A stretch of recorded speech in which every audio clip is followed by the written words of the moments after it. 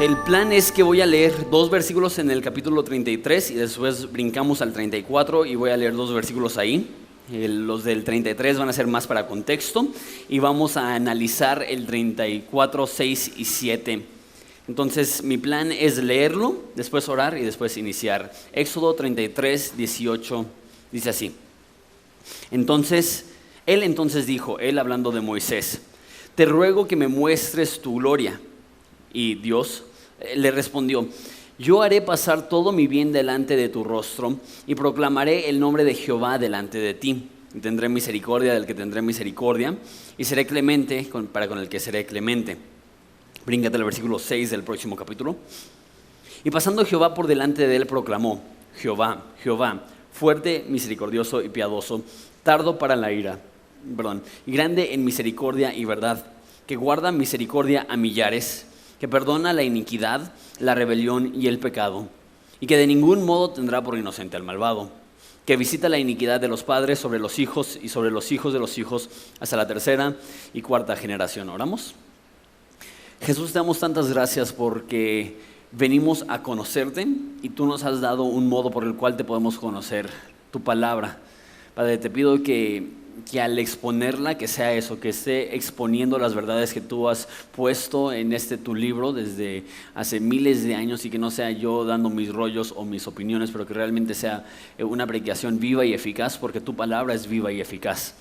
Padre, te pedimos que nos reveles a Jesucristo porque entendemos que sin importar en qué estado de vida estamos, lo más vital y urgente y crítico para nosotros es conocerte a ti y verte y tener un encuentro real, no con quien pensamos que eres, pero con quien tú te has revelado a ser quien realmente eres, Padre. Te pido que nos guíes en este tiempo, en nombre de Jesús. Amén. En México la cuestión de nombres no es tan importante como lo era para los judíos. Es más, hace cierto tiempo la mayoría de los que estamos aquí no nos criamos en esta generación, pero a lo mejor la de nuestros papás o de nuestros abuelos, que nombrabas a tu niño no el nombre que te gustaba, sino dependiendo de el día del calendario, le ponías según el santo de ese día. Por eso hasta las mañanitas hoy en día dice día de tu santo, ¿no? Entonces, si te tocaba San lo que sea, ese era tu nombre. El nombre de mi vecino, sus papás eran muy devotos o son muy devotos, es Onésimo. Yo le digo, pues, qué devotos padres, pero al mismo tiempo como que no deberían ser tan devotos porque sí, te fue un poco mal. Mi suegra ya falleció, se llamaba María Ignacia, porque nació en el día de San Ignacio. Y cuando nació mi primer hijo, decidí ponerle Juan en honor a mi papá, Juan Domingo. Y Evelyn, mi esposa, en ese segundo embarazo, ya está embarazada ahorita, vamos a tener una niña en 2 meses y medio, me dijo, si tú le pusiste a nuestro hijo Juan, yo quiero también nombrar a mi hija como mi mamá. Y así de... sí, María Ignacia, segura. Y lo padre es que mi esposa es muy creativa y se dio cuenta que las iniciales de su mami eran María Ignacia Espinosa López, Miel. Entonces le vamos a poner Miel a nuestra hija. Entonces,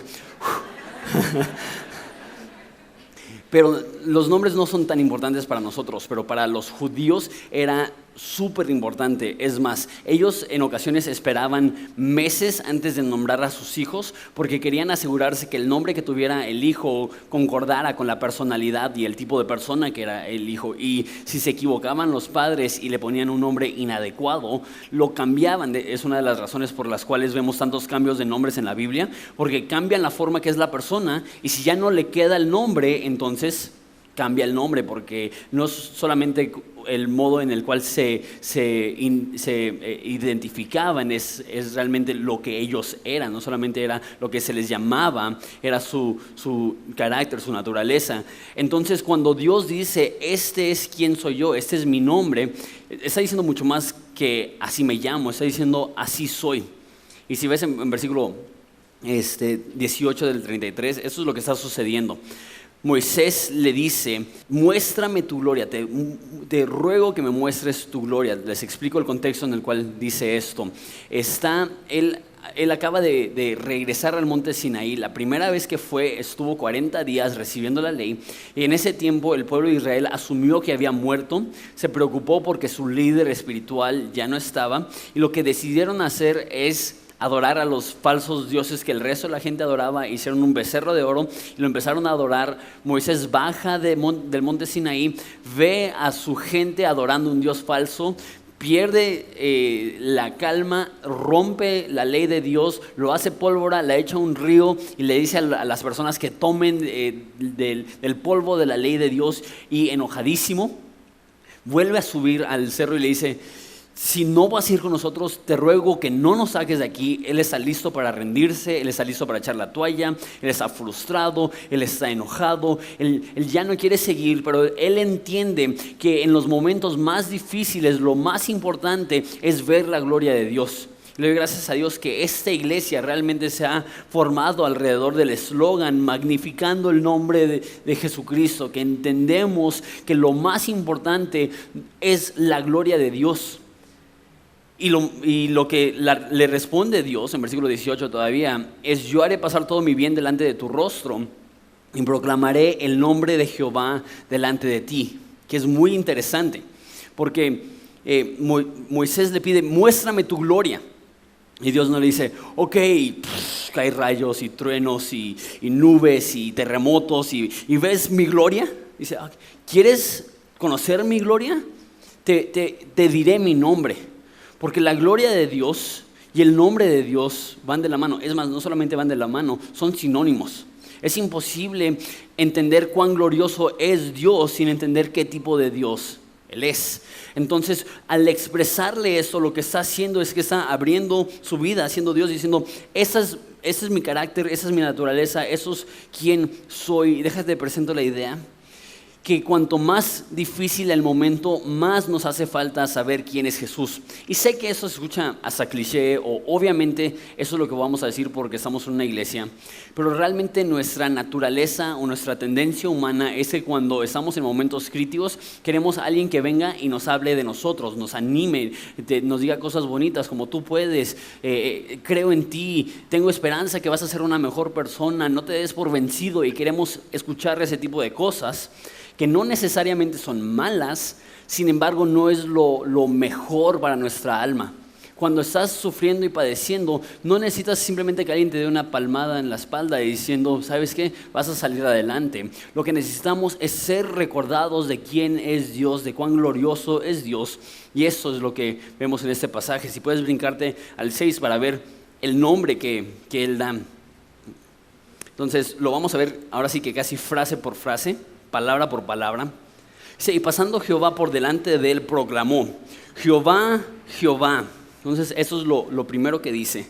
Y es interesante, el nombre Jehová aquí es el nombre oficial de Dios. Hay una palabra específica más bien para Dios en el hebreo, que es Elohim, y Jehová es su nombre. De hecho, hay personas que dicen: no, pues el nombre de Dios es yo soy, porque conocen la historia de la zarza ardiente, cuando Dios le dice a Moisés: diles que el yo soy te envió.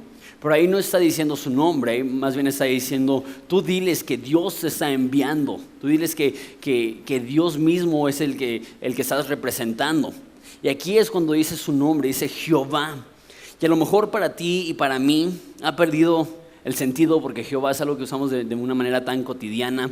Lo tenemos en pósters y en imanes y en tazas de café, pero para la cultura hebrea el nombre de Dios era lo más sagrado. Y eso se transfiere también al Nuevo Testamento cuando dice de Jesús que Él ha recibido el nombre que es sobre todo nombre, que a su nombre toda rodilla se doblará y toda lengua confesará que Jesucristo es Señor, para gloria del Padre.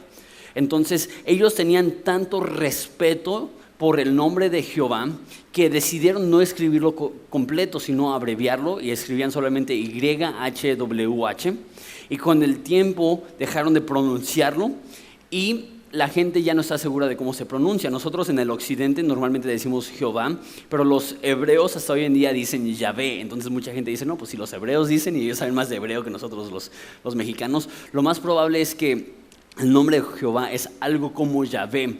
Pero le tenían tanto respeto que cuando estaban haciendo copias del Antiguo Testamento, llegaban al nombre de Jehová, bajaban la pluma, iban y se bañaban todo el cuerpo, después regresaban y escribían YHWH. Le tenían tanto respeto. Y aquí que dice Jehová, Jehová, Hubieran llegado, bajado la pluma, se hubieran bañado, escrito YHWH, hubieran bajado la pluma, se hubieran ido a bañar y hubieran regresado YHWH. Ahora imagínate, porque no solamente lo dice 2 veces, lo dice también al principio y pasando Jehová. Cada vez que veas Jehová en el Antiguo Testamento piensa, los judíos tenían tanto honor y temor de Dios que no lo hablaban, que no lo escribían sin antes asegurarse que estaban limpios mínimo físicamente. Y bueno, ¿qué tiene de importante esto? Al final del estudio vamos a ver por qué ese concepto de Jehová, de Yahvé, es importante. Pero vemos lo siguiente que dice que es fuerte. Ahora, es extraño, vamos a ver eso con casi todas las palabras. El hebreo es muy limitado, más que nada el hebreo antiguo. Las palabras pueden tener múltiples significados. Entonces, obviamente, si las palabras pueden tener múltiples significados, es difícil traducirlo a un idioma más específico como el español. Entonces, hay varias palabras dentro de la forma que se nombra a Dios que es un poco más amplio que a primera vista. Y la palabra aquí, fuerte, no habla de poder, sino que la palabra literalmente que utiliza es Elohim, que significa Dios. Entonces está diciendo Jehová, Jehová, el Dios, ¿no? El Dios sobre todos los dioses, el Dios fuerte, el Dios poderoso. Y algo que me brinqué sin querer es cuando dice Jehová, Jehová, dices, ¿por qué repetirlo? ¿No? No es suficiente decirlo una vez. ¿Será que Dios es tartamudo o algo así? La razón que lo repite es que en el hebreo no hay signos de exclamación ni mayúsculas. Entonces, si tú y yo queremos enfatizar algo o gritarle a alguien por Facebook, ¿qué es lo que hacemos? Lo ponemos en mayúsculas, ponemos signos de exclamación, ponemos un chorro de caritas enojadas, ¿no? Con lágrimas, los emojis así, que son muy populares ahorita en dispositivos móviles. No tenía nada de eso. Entonces, cuando querías enfatizar algo, lo repetías, Jehová, Jehová, o no sé si te acuerdas de la historia, Marta, Marta, ¿por qué estás llena de tantas ocupaciones? O cuando Dios se le presenta a Saulo y dice, Saulo, Saulo. O cuando Jesús está delante de Jerusalén, dice, Jerusalén, Jerusalén, ¿cuántas veces quise reunirlos como una gallina reúne a sus polluelos bajo sus alas, pero no quisieron? Habla de importancia, habla de interés, habla de profundidad. Y aquí está diciendo, presta atención, yo soy Jehová, Jehová Elohim. Jehová, Jehová, el Dios de los dioses, el Dios por encima de todo, el más poderoso. Siguiente palabra que dice es que es misericordioso, que la palabra en hebreo es rakum, que quiere significarse literalmente un superior descendiendo o alguien poderoso bajando al nivel de las personas que están a su alrededor. Que eso es increíble, porque inicia mostrando su poder. Jehová, Jehová, fuerte.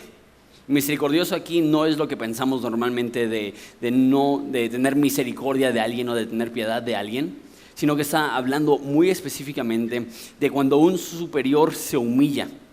Que lo que dice en el Nuevo Testamento es que Jesús, siendo en forma de Dios, no él tomó el ser igual a Dios como cosa que aferrarse, sino que se humilló y se hizo en forma de siervo y fue obediente hasta la muerte y muerte de cruz. Y se me hace interesante porque esto es 2000 años antes de Cristo. Y aún en eso está diciendo que Dios un día va a descender a nuestro nivel. Y a lo mejor es mi imaginación, pero la forma que yo me lo imagino, no sé si alguien ha visto la película Gladiador, y si no, pues no sé si se puede recomendar esa película del púlpito, pero es mi película favorita. Y Russell Crowe en su actuación increíble al principio de la película hace los romanos contra los bárbaros alemanes y está en su caballo y está con su espada y está imponente y todos le temen. Yo me imagino así Jesús con su caballo blanco, guerrero, rey de reyes, señor de señores, Jehová Dios de los ejércitos, que está en su caballo imponente, se baja de su caballo y se pone a nuestro nivel y nos ve a los ojos. Y es como un rey que está sentado en su trono, acostumbrado a la adoración de miles. En este caso, Dios acostumbrado a la adoración de millones de ángeles que no cesan de cantar, Santo, Santo, Santo, Jehová Dios de los ejércitos. Y de repente levanta la mano, pide silencio, se baja de su trono y invade nuestro territorio y viene a la tierra y vive como un humano y se humilla a nuestro nivel. Si nos sorprende cuando un ser humano de reconocimiento se humilla, ahora imagínate Dios. O sea, a veces sentimos que celebridades en este mundo son inalcanzables. Que pensamos, no, pues para poder tener una conversación con Messi, imposible. Y si es imposible tener una conversación con Messi, ahora imagínate Dios, peor tantito, ¿no? Y la realidad es que no es así. No es que Dios está distante y lejano y difícil de alcanzar, sino que Él se humilla y Él viene y Él se presenta delante de nosotros. Me gusta como lo dice Spurgeon, que Dios es el gran sabueso en el cielo, que Él es el que nos está buscando a nosotros, olfateando, buscándonos, presentándose a nosotros, comprobando su existencia. Y nosotros somos los que tenemos que abrir los ojos y ver que Él está ahí. Él desciende a nuestro nivel, y la siguiente palabra es interesante también, piadoso, quiere decir clemente, que literalmente significa abrazar. Entonces, si sigues la secuencia, es un Dios fuerte que se humilla a nuestro nivel, nos ve cara a cara, nos ve a los ojos y nos abraza. Un abrazo de un ser querido es una de las cosas más hermosas que podemos tener en esta vida. No sé tú, pero de los momentos más hermosos de mi vida son en momentos que me he sentido solo, triste, abandonado, sin esperanza, y que un buen amigo me dé un abrazo y que me pueda decir: Jonathan, te amo, estoy orando por ti, estoy creyendo que Dios va a hacer cosas en tu vida.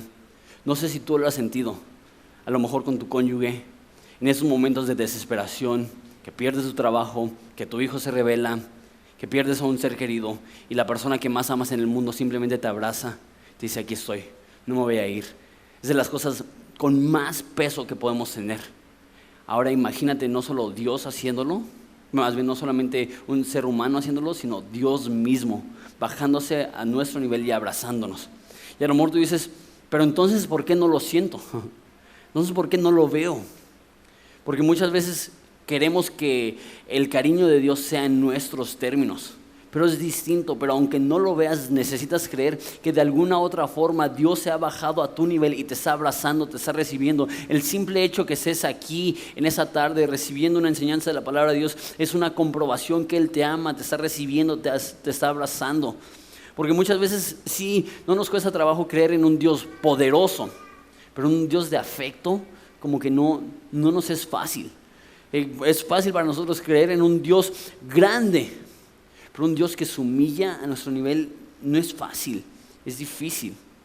Ese siguiente punto también es difícil de entender para nosotros por nuestras experiencias de vida, pero dice que es tardo para la ira, o sea que es paciente, o sea que no tiene la mecha corta, por decirlo así. No sé si conoces a alguien así, de mecha corta, que simplemente estás a una palabra mal dicha, a una mirada mal puesta, a una petición mal elaborada de que haya una vil explosión en tu hogar, ¿no?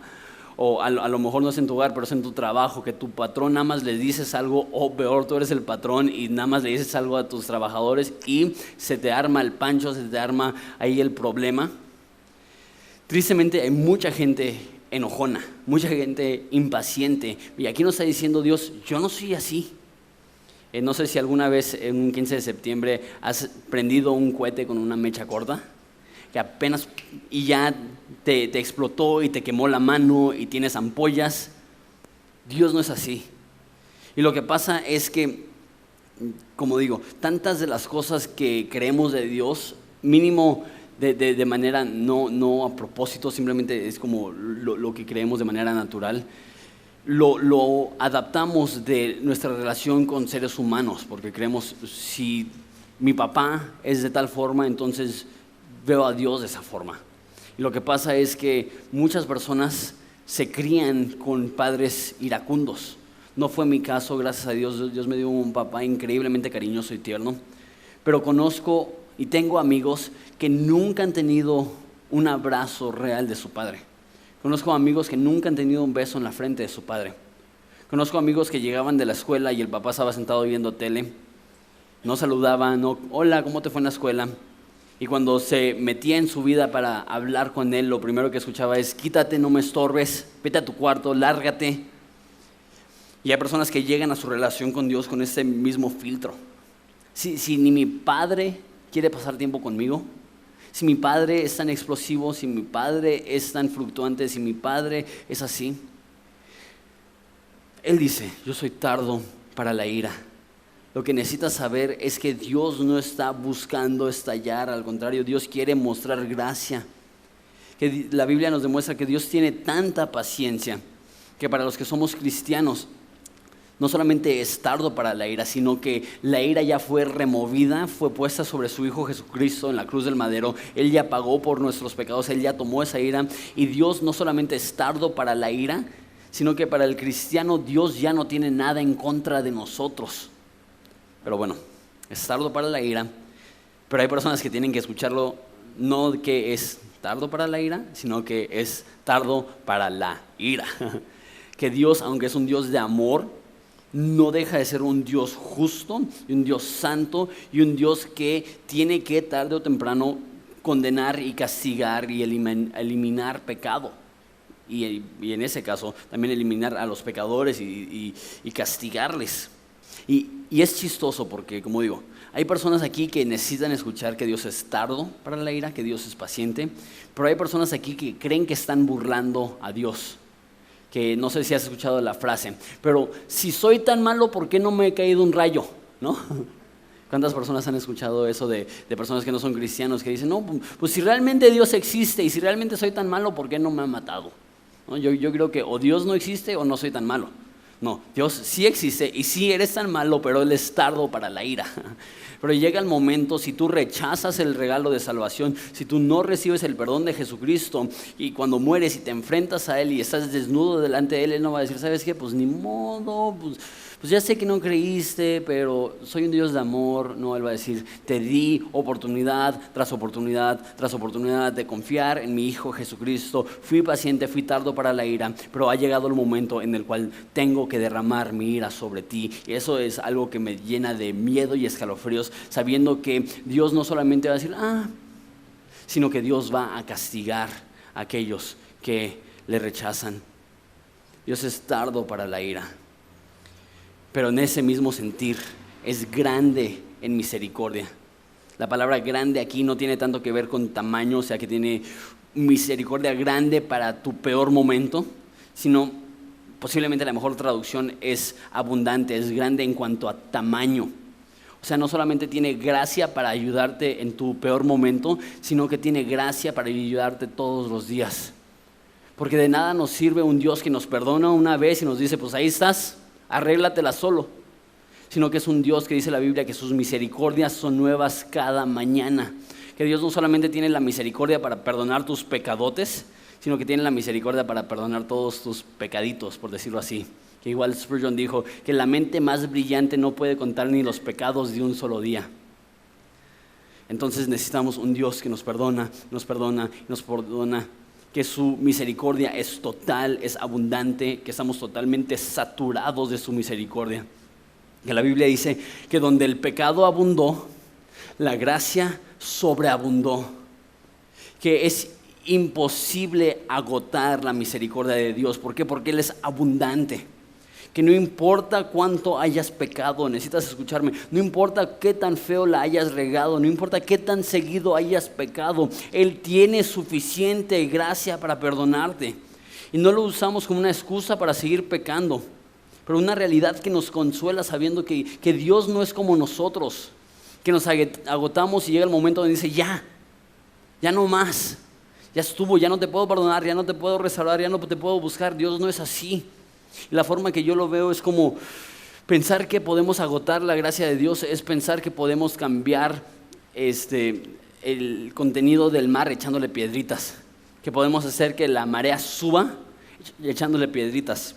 El mar es tan vasto que cualquier piedra que le eches, aunque sea una montaña, no va a cambiar la marea. ¿Por qué? Porque es tan grande que lo consume. De la misma forma, Dios tiene tanta gracia y tanta misericordia que aunque peques y peques y peques, Dios tiene suficiente misericordia. Y una vez más, no estoy diciendo que peques y peques y peques, pero lo que estoy diciendo es que es un hecho.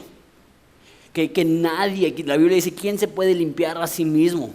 Aún Pablo mismo dijo, no es que ya haya sido perfeccionado. Y en primera de Juan dice, si alguno dice que no tiene pecado, se engaña a sí mismo y hace a Dios mentiroso.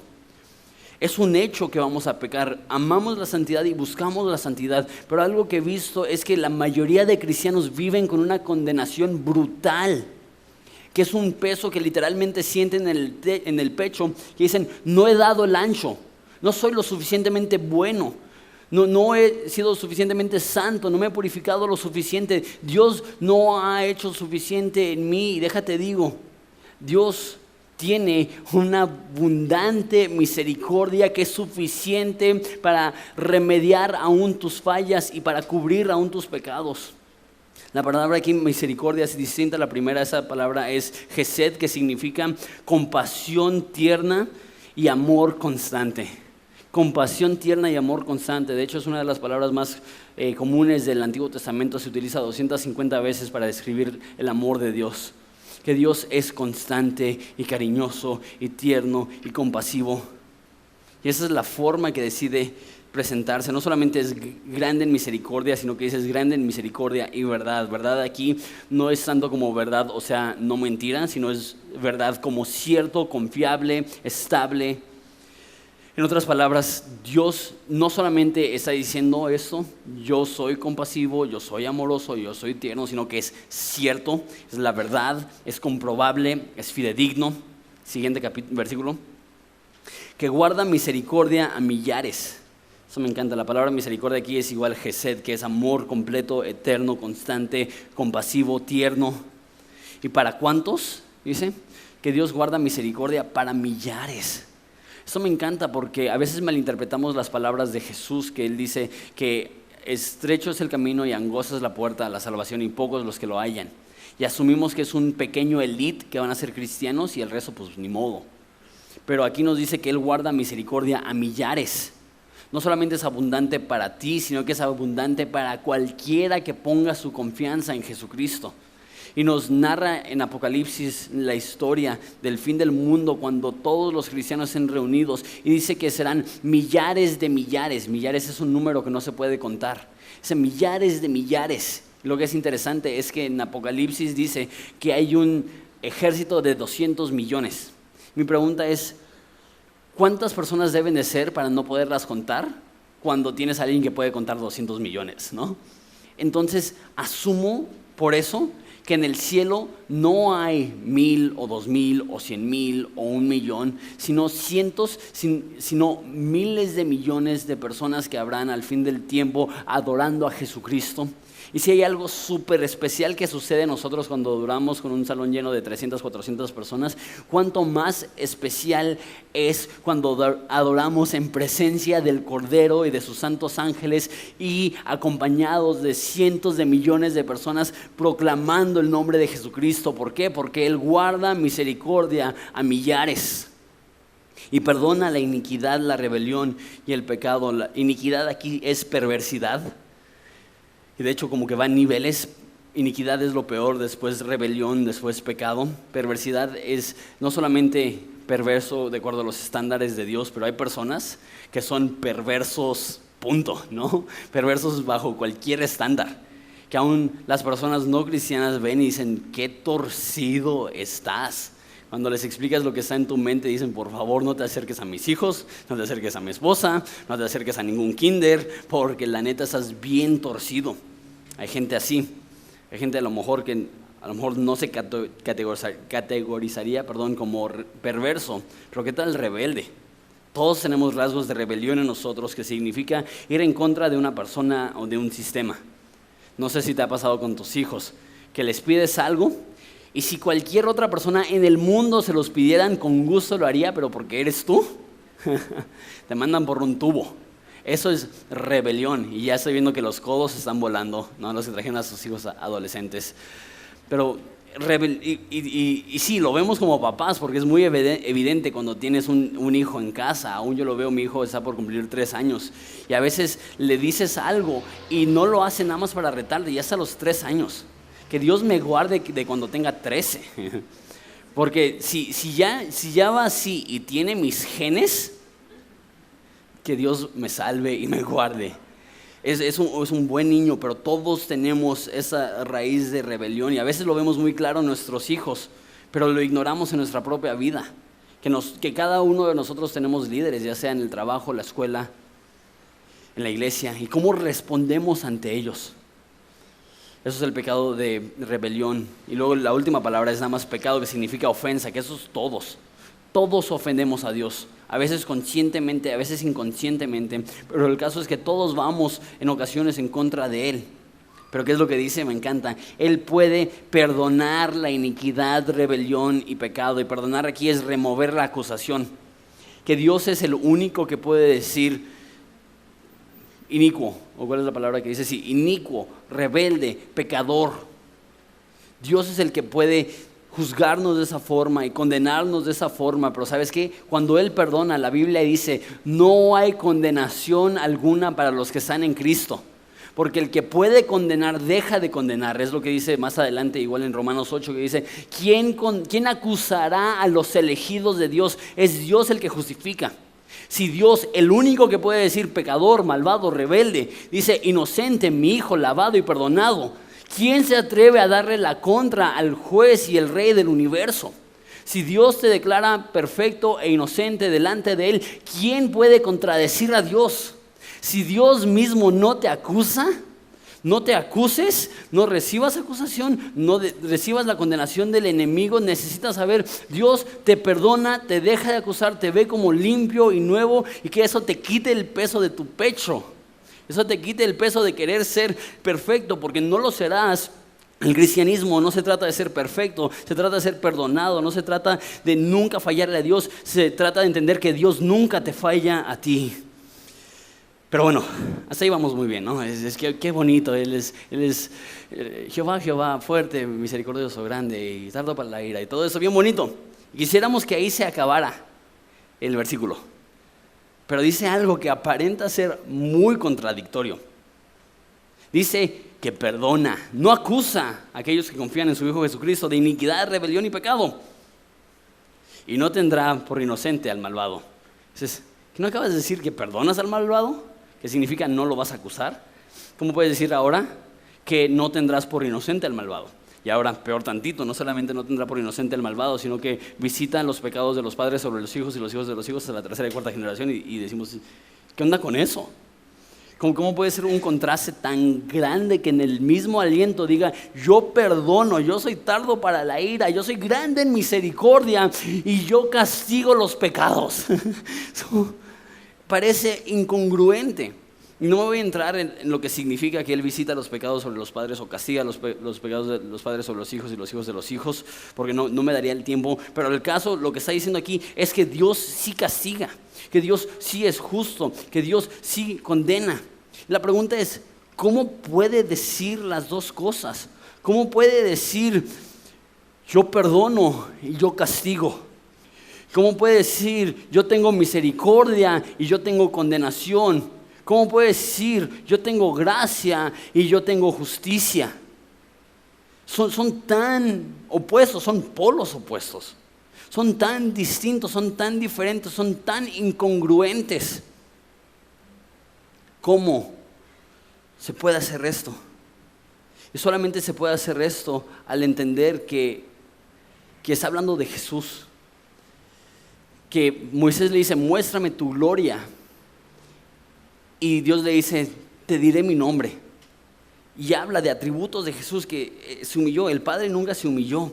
Y Hebreos 1:3 nos dice esto: el Hijo es el resplandor de la gloria de Dios, la fiel imagen de lo que es Él. O sea, Moisés dice, muéstrame tu gloria, y Dios le dice, te mostraré a Jesús. Y es solamente en Jesús que puede ser congruente eso, un Dios que es justo y que perdona. Porque imagínate, a lo mejor no sucede eso tanto en pueblos más urbanos, pero sé que sucede mucho en pueblitos, pero sé que hay injusticias en cualquier lugar. Pero se han escuchado de casos donde una persona soborna a un juez, y la persona siendo culpable y todos sabiendo que es culpable, un violador de niños con los hijos ahí presentes, el juez que recibió un soborno dice, libre, inocente, vete. ¿Y qué es lo que pasa en esos casos? Hay una rabia, hay una furia. En ocasiones han habido jueces y personas que han sido linchadas porque no pueden tolerar que un juez vea a alguien que es culpable y diga inocente. ¿Y cómo puede ser que si lo hace un juez en un pueblo, lo condenamos, y cuando lo hace Dios, lo celebramos? ¿Cómo puede ser que cuando un juez dice inocente a alguien que es malvado, estamos frustrados, y cuando Dios dice a un malvado perdonado, aplaudimos? Y la razón es que no entendemos realmente lo que sucede. Porque no es como un juez que solamente dice, se hace la vista gorda y dice, no, pues inocente. Sino que él ve a alguien y dice, tú eres culpable. Pero en vez de juzgarte a ti como culpable, juzgaré a mi propio hijo como culpable. Y no es que está ignorando la culpa, está castigando la culpa sobre otra persona, sobre su hijo. Está castigando nuestro pecado sobre su hijo Jesucristo. Y es solamente en la cruz del Calvario que puede al mismo tiempo perdonar y juzgar. Porque te está perdonando y está juzgando tus pecados, pero en Jesús. Es solamente en la cruz que puede haber gracia y juicio. Porque te está mostrando gracia a ti y al mismo tiempo está juzgando tus pecados, pero en Jesús. Y es solamente en la cruz donde pueden embonar la misericordia y la ira. En ningún otro lugar tiene sentido tenerlos en el mismo lugar, porque son polos opuestos, pero de alguna forma inexplicable. En la cruz de Jesucristo, Dios al mismo tiempo te castiga y te perdona, porque castiga a Jesús en tu lugar. Esa es la única forma que Él puede decir que perdono la iniquidad, la rebelión y el pecado, y que de ninguna forma tendré al inocente al malvado, porque Dios no te tiene por inocente hasta después de que juzga tu pecado, pero en Jesús. ¿Sí se acuerdan que les dije de Jehová que era importante Yahvé? Con eso voy a terminar, porque eso es lo más importante de todo esto. Que realmente lo que está sucediendo aquí, ya lo dije, eso es un poco reiterado. Lo que está pasando aquí no es que solamente el Padre se está autodescribiendo, sino que esta es una profecía de quién iba a ser Jesús. Por eso dice que se humilla, por eso dice ese contraste de cómo puede perdonar y castigarla al mismo tiempo.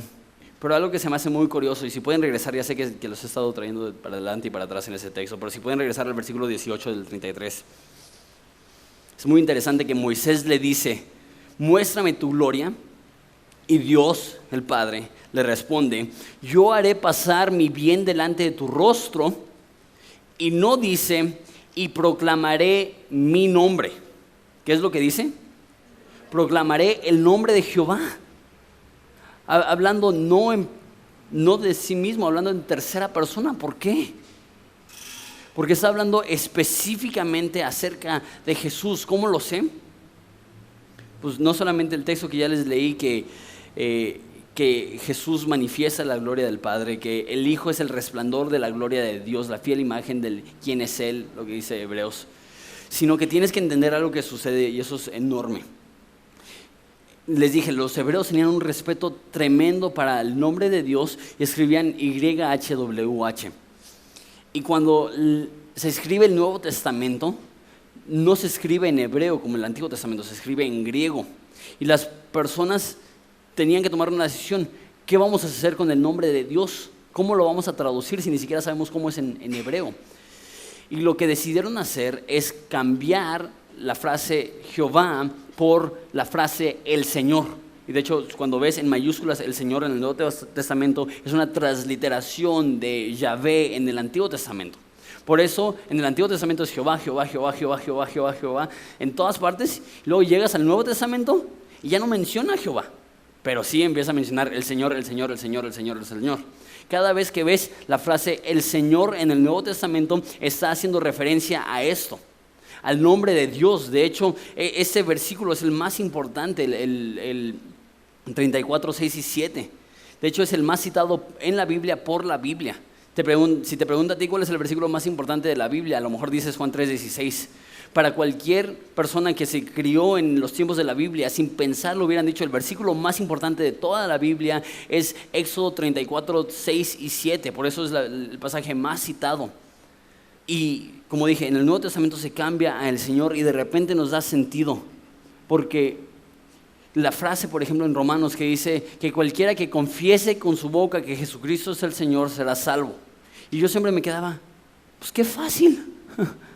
Cualquiera puede decir que Jehová es el Señor. Eso no significa que sea cristiano cuando pensamos Señor como patrón o amo. Pero cuando vemos al Señor es más que patrón o amo. Lo que está diciendo es, si confiesas con tu boca que Jesús es Jehová mismo, Yahvé, el Dios fuerte, misericordioso, piadoso, tardo para la ira, grande en misericordia y en amor, que guarda misericordia a millares. Eso es lo que estamos haciendo. Para ser salvos necesitamos reconocer que Éxodo 34, 6 y 7 está hablando de Jesús.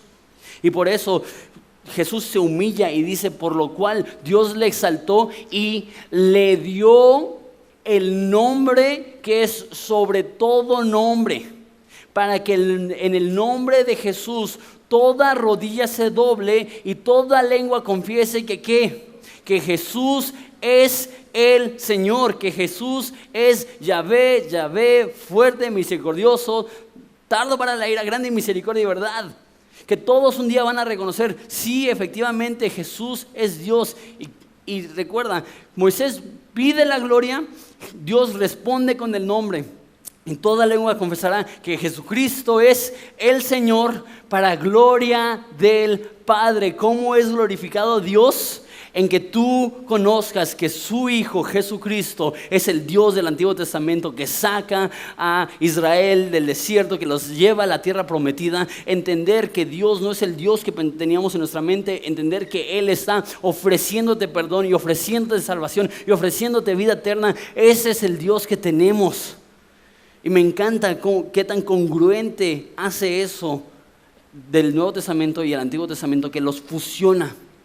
Y vemos que desde 2000 años antes de Cristo ya fue profetizado. Viene un Salvador que nos va a perdonar. Viene un Salvador que se va a bajar a nuestro nivel. Viene un Salvador que nos va a abrazar y nos va a recibir y nos va a perdonar. No porque sea un mal juez, sino que es un juez que nos ama tanto que se autojuzga y se autocondena y se autodestruye para que tú y yo podamos tener vida eterna. Qué Dios tan maravilloso servimos. ¿Les parece si nos ponemos de pie y oramos? Jesús, nos maravillas, porque aunque seamos cristianos y cristianos de tiempo, necesitamos ser recordados que no eres un Dios caprichoso buscando castigarnos, sino que eres un Dios que estás repleto de misericordia, abundando en gracia y verdad.